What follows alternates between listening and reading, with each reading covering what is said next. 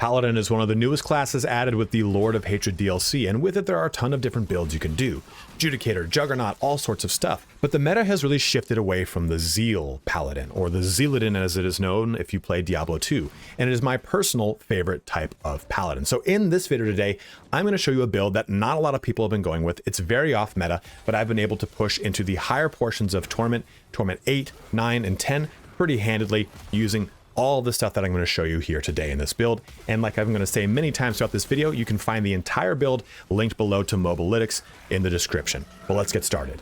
First things first, let's go through the skills for this build. And of course, we're going to be starting with Zeal. Zeal is going to be our main damage vehicle. It'll be doing tons of damage for us. And once we get Red Sermon, we'll have 2 capstone passives that will allow us to do a ton of damage around us, and it will use our life. So we're no longer going to be using faith as a resource. We'll just be draining our own life. This is something that you will evolve into later, but up until that point, you're just going to be using Call the Wicked, which allows us to do 2 additional damage, and we do 25% increased damage to weakened enemies. Weakened is going to be the name of the game for this whole build. And as we jump further into that, we have our 2 auras with Fanaticism aura for increased critical hit chance, as well as attack speed. The activatable will also weaken things around us, and it's another form of fortification. So we're really going to be pulling all the things that we're going to be doing with this build from Fanaticism and many of the other things like Defiance Aura, which is just going to help us with some sustain. We're going to get armor from this. We're going to get resistances from this. It will heal us. It will give us Unstoppable. It's going to have a lot of good additional benefit to the build. This is something that I grew into later as soon as I started to hit the later torments and realized that we needed just a little bit more staying power, and this really helps out. Also, it works in conjunction with Beacon quite well. Now, for some additional fun, we've got Falling Star. You can flex this into another skill if you want. I love the mobility of Falling Star, and it's one of my favorite Paladin abilities. The weaken that it gives us is really nice. The jump damage that it gives us is really good. And like I said, the mobility of it is awesome. It also is a source of vulnerable, so it'll distribute vulnerable to things that it hits, and it has 2 charges. That is also always good. Now, our last 2 abilities, Consecration is huge because it's going to be giving us more healing. In addition, it will also help out with, well, it does have the ability to fortify, but it's not a huge amount, but it's just mainly going to help mitigate some of that damage. But we do also get a damage buff within it. So this is kind of being able to turn on a burst mode by using Consecrate to help mitigate damage, but also doing some damage and turning our damage up more. Lastly, we have Zenith, and Zenith can be swapped into Arbiter if you want. I really love the Zenith ability. It is not a meta pick, but I think it's so fun. It gives us mobility because I chose the mobility capstone. It's an even further source of weaken. And as long as we're hitting weakened targets with Zenith, it can be off of cooldown almost all the time. And what I do also like about Zenith in conjunction with Zeal, since Zeal is the biggest driving force of this entire build, is that both of these will work in conjunction with our Set Charms. Our Set Charms allow for after image damage, which I'll show you. So you can have Zeniths and Zeals ripping off around you while you're moving. It is a really cool image, and it is just so crunchy. So those are a lot of your abilities. Pretty much everything for this build is very flexible. So if you don't want Zenith, go into something else. You don't want Falling Star, move into something else. I do think that, of course, Zeal is a staple.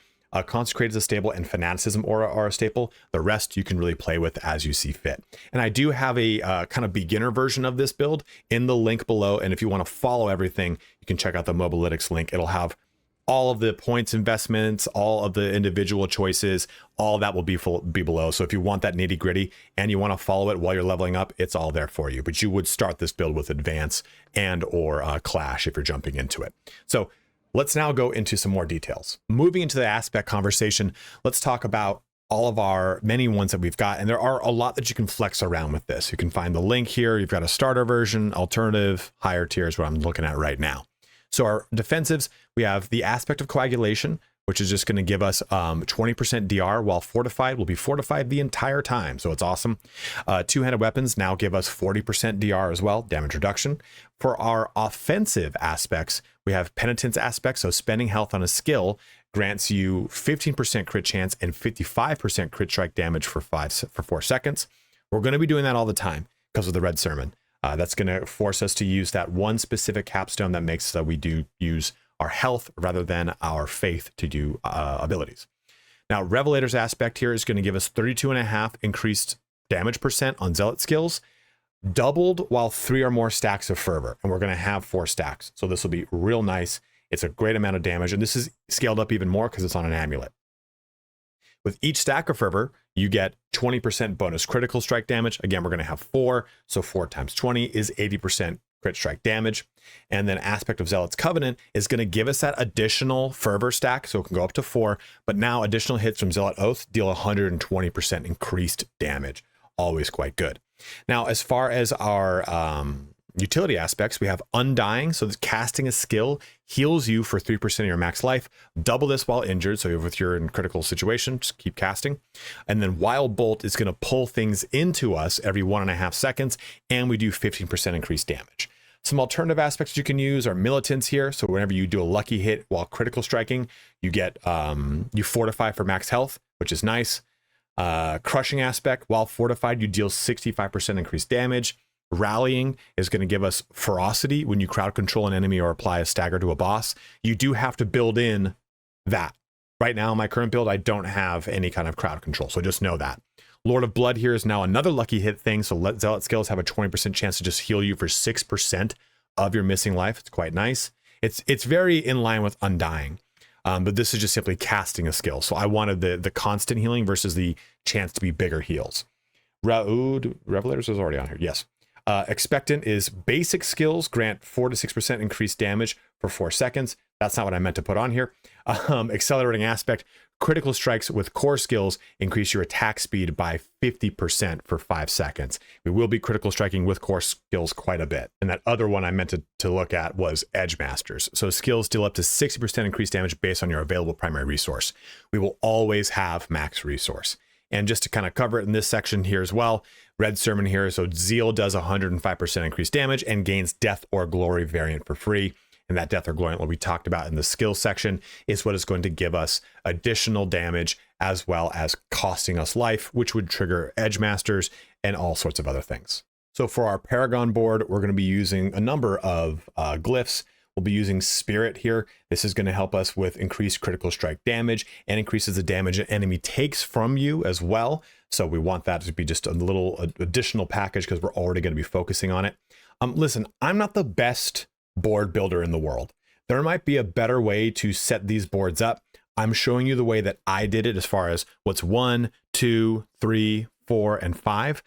If you find a better way to do it because you're really experienced with this, please, by all means. My focus is going legendary node first and then putting the sockets in after that once I fill out all my legendary nodes. So we're going to go with Fervent here because this is going to gain additional critical strike damage and crit strike chance for each stack of Fervor. Remember, that's going to be 4. We also have for the glyph in this section, Chip. So this is going to give us increased physical damage, and physical damage increases the damage an enemy takes from you. Same exact thing we just talked about before with Spirit, but just now with physical. Now into Preacher, we're going to get a bonus for Zealot skills, gain 15% increased attack speed. You deal increased damage equal to 65% of your bonus attack speed. Preacher is something that you're only going to want to get online once you have a lot of attack speed. By the time I chose this, I had 100% attack speed. That's a free 65% damage buff. So that's how I looked at that. So if you're really suffering defensively, go with Castle first rather than Preacher. And then though, in this section, we go with Feverous, and this is going to give us Zealot skills deal increased damage, and you deal 5% increased damage for every stack of Fervor you have. That's 20% because we got 4. Up here, we have Castle. Castle is going to give us, Castle is right here. You deal increased damage equal to 125% of your damage reduction granted from armor. At the current time of filming this, that's 82% for me right now. So that's free 82% off the armor I'm already going to have in my build. Then for our glyph, this one is Outmatch. So we're going to, the bonus to all rare nodes is nice because it helps us turn this on easier, but you deal 20% increased physical damage to non-elites and bosses. So bosses take 20% additional physical damage. Of course, it doesn't work with the elites, but bosses will melt much easier. And then over here, we have Beacon. Beacon is going to give us a 90% bonus to our damage as long as one of our allies or mercenaries is affected by one of your auras. Quite easy. And then lastly, we have Undaunted for some survivability here. We do get increased damage while fortified, but the big thing is 15% DR the more fortify you have. So pretty straightforward. Like I said, if you have recommendations on how you change this or other other glyphs to choose, go ahead and let me know in the comment section. We did talk about all of our aspects, but just to kind of go quickly through some of my gear options that I've chosen, and my stuff is not optimized. Like, dude, this doesn't even have 2 sockets in it. I ran out of sockets. You're going to want to focus predominantly on any kind of, go to my stash here, any kind of life on hit, especially on your rings, your gloves, stuff like that. You're going to want critical strike damage multipliers on as much stuff as you can get. Critical strike chance is going to be good, but you don't need to stack it much beyond like 30 or 40%, because as we ramp up and go into combat, I'll show you this number is going to spike up. But also crit strike damage multipliers are always great. Movement speed is always going to be a lovely bonus, because it's, when is it not? Having increased armor is also good, because remember, you are going to be able to pull damage out of increased armor on your build. Strength, max life, the typical kind of accoutrement you go after. My tempers, I don't even know if they're the best, but I got like Fanaticism Aura potencies on this. Zealot damage, Zealot critical damage would be great ones too. I just don't have those actual scrolls unlocked, unfortunately. One thing I did not talk about in the aspect section is transfiguring your amulet. You can pull one of those alternative aspects I talked about onto here quite easily. Like, this gives me the aspect of militant strength or whatever it is. So zealot skills have a chance, 20% chance for you to heal you for up to 9% of your missing life. It's huge. So I now have this. I just kept re-rolling it till I got it, and I got a damage one on my amulet. So I get damage out of this, and I get sustain. Eventually you'll start to pull into bigger things like, you know, the Air of Perdition, stuff like that. Worry about those when you get to those. They're not required for the build. The only required thing for the build is the red sermon. And just remember, you can build a red sermon out if you don't have one. All you need to do is come over here. Oh, you can, conversely, you can go do the butcher, but you can actually craft a unique using this bad boy, right? Upgrade to unique. All you need to do is go find a common or ancestral common two-handed weapon. You pop it into here. You hope it is the, I think there's only 3 two-handed swords that it could possibly be if you are a paladin. I can't remember, but it's easy enough to just produce one if you can't go and kill the butcher. So go ahead and use this to make a red sermon if you don't have one. It's the only like absolutely required unique, because it pulls so much damage and death or glory into the build. Oh, also I guess too, for our rune words and the such, I'm using Lethargic Fortress here. So this the Druid's Earthen Bulwark, and I've got Salatian Call to Arms, so the Barbarian's Warcry. You can play around with whatever you want. There is the one that increases your crit strike chance, but I had already kind of capped out my crit strike, so it didn't really bother me there.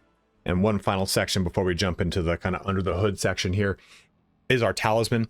Now we will obviously be using the Zeal Set Charm, charm set, Chthon's Dauntless Faith, whatever it rolls with on these, just whatever it is, right? You just get as lucky as you can. Remember, if you get, like, say, let's say you just get 5 of this specific one, the Phoba of Dauntless Faith, you go to the Herodric Cube and you can re-roll them to the other ones so you can build this out. So just remember, if you get duplicates of the set charm, hold on to them and just re-roll them out, or keep the one that's got the best stats for you and re-roll the other ones. Re-rolling it just converts it to a different set item within the set, so you don't have to worry too much about hunting them down. But what this does here is Zealot skills grant do or die on hit, increasing your critical strike damage by 2.5% and cast speed by 0.4 for 2 seconds, stacking up to 25 times. Huge. Do or die now automatically triggers Rally every 6 seconds while at max stacks, and Rally additionally grants 30% increased DR. It's a huge buff to our damage resistance just by getting 3 of these online. And then with the 5th one, 200% bonus to our damage, and every 5 stacks we have a Zealot Afterimage. I'll show that off in the rotation section of this video. But what we then want to do here is go to our skill tree. Just make sure we have, I just have 1 point into Rally. That's it. Because Rally's biggest thing that it scales with is, let me go ahead and pop some points out of this, is that it generates faith for us. We don't need faith at all, right? So just make sure you've got, oopsies, 1 point into it. And then I'm going to go ahead and take Rally spends all available charges, reducing all active justice cooldowns, because our consecration is a justice skill. And then we also, I'm going to put into crit strike chance. And I also like increases movement speed and grants unhindered. So this is just going to turn on now whenever I'm just attacking things. I don't need it on my actual board, which is a skill that a lot of people put into their builds. We don't need to worry about it. It's now going to auto trigger. So this is pretty crucial. The last thing here though is our 6th item. Find a Heraldric Seal that gives you +1 charm. It doesn't matter if it is your set or not. As you can see, this is Iron Conviction, so it's not my set. I have 2 that I like. I like the Endurant Faith. Whenever I'm going to really push and I really want to make sure I stay alive, I'm pushing a Deep Pit, I'm pushing a Nightmare Dungeon, and going into a Nightmare cluster, whatever the hell it's called, I'll use this, right? Because this can make me not die. But if I'm really just trying to do a ton of damage, I'll switch to Griswold's Opus. Dealing direct damage grants 1% increased critical strike damage for each enemy hit within 10 seconds up to 50% at max. At max, though, you gain lucky hits. Crit strikes have a 50% chance to deal double damage and heal you. So this does add some sustain, but it needs to wind up, versus this prevents you from just getting one-shotted. So it's going to be up to you to determine which of these unique charms work. And there's other ones that work in here too. The Sundering Heaven or Sundering Nightmare or something like that. It's a 2-handed weapon. That's a real good one too, because it makes it so your auras can have 200 or 190% potency. So that's a great one that you can slot in as well. So before we go into, my final thoughts on this, let's talk about rotation. We're going to go ahead and just jump over here to the training grounds, which is right in the center of town. If you did not know this was a thing, we'll jump into the training grounds and I'll show you how this rotation works. It's very straightforward. You're just going to pretty much press one button and then other buttons in certain situations. So as we come across around the corner here, this is our little training dummy. I just activated my war cry, which is nice. This is it. That's all I'm going to do. We're just pressing that button. You just left click. That's all you need to do.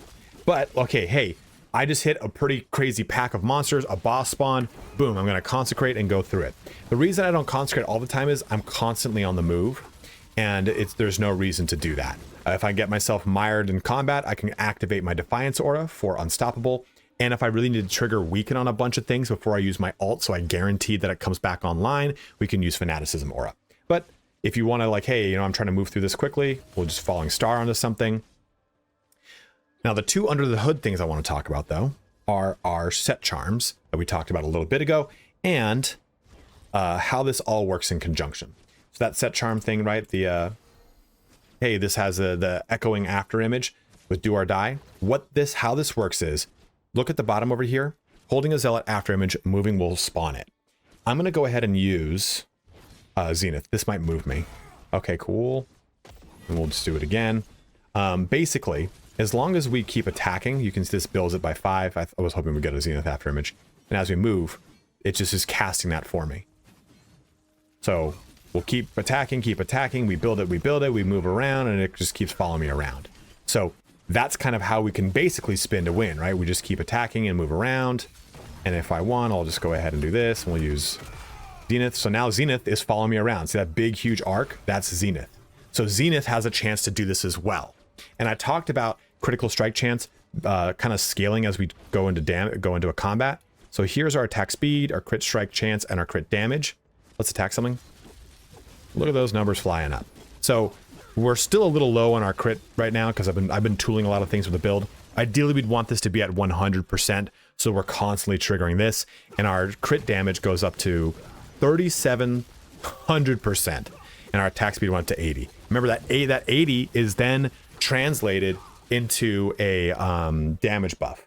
I've tweaked a lot of things recently, so that used to be at 100. I used to have all this really dialed in, but I moved some stuff around. But those are the under the hood elements. That's how everything operates. Let's jump into my closing thoughts here. So in closing, I think this build is a lot of fun. It's not a meta build, and I know that people usually go with Arbiter. They usually go heavy in the paint or hard in the paint with a lot of judgment abilities. That's definitely a possibility you can go with. You could even swap out, like I said, Zenith for Arbiter, and it's probably a better build all the way around because Arbiter just has so many aspects that can scale to insane amounts. So if you want to go that route and make this more meta, you definitely can. I've seen Zeal builds that do it, but I'm able to push pretty comfortably into Torment 8 with very suboptimal gear. I've spent not a whole ton of time really tweaking a lot of these things, and I've gotten to a point where I'm very comfortable in 8. I can squeeze into 9 and I can struggle in 10. I mean, that leaves me 2 torments away from being at max. And I think with just a little bit more time, a little bit more tooling, getting my Air of Perdition online and tweaking with a lot of other things could get me into that T12 without a problem. And again, I'm not the best builder in the world, so there's probably something I'm missing with the complexity of damage buckets, but you get to have fun with this build from level 1 to level 70 into whatever torment you want to go. You get to have so much fun blitzing through stuff as you spin to win with Cull the Wicked active on your Zeal as you rip through stuff. Now, that is what I wanted my Zealadin to be, like a Zealadin from D2 where I can just rip things down. And even though we're doing primarily, well, we're only doing physical damage, I have not hit a situation where I just can't do damage to something because I just didn't have damage to do.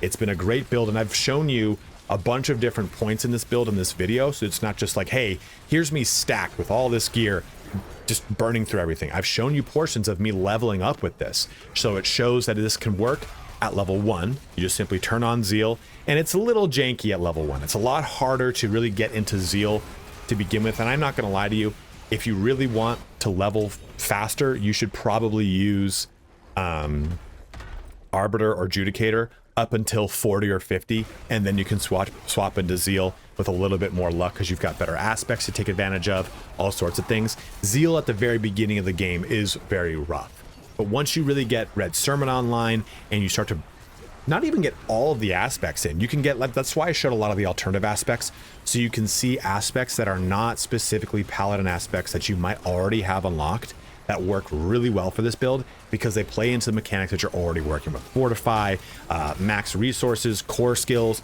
those are all things that you can take a look at to build more damage into this build. And go ahead and let me know in the comment section below, are there things that you would do differently?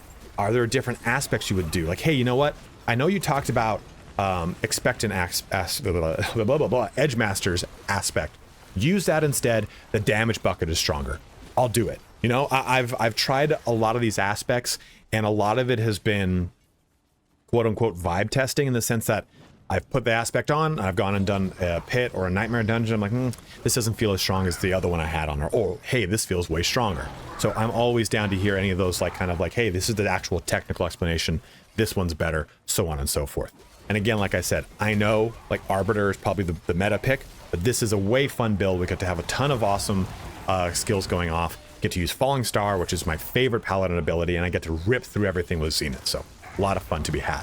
You can find a link to this, the Mobalytics, like I said, in the description below. Guys, thank you so much for watching here today. Don't forget to like, comment, or subscribe if this video ended up helping you, as each one of those things helps me out in a huge way. Also, don't forget to check me out on Twitch, linked below as well. I stream this game and plenty of others every Tuesday, Thursday, and Saturday. But as always, thank you so much for watching here today. Have a good one, and take care.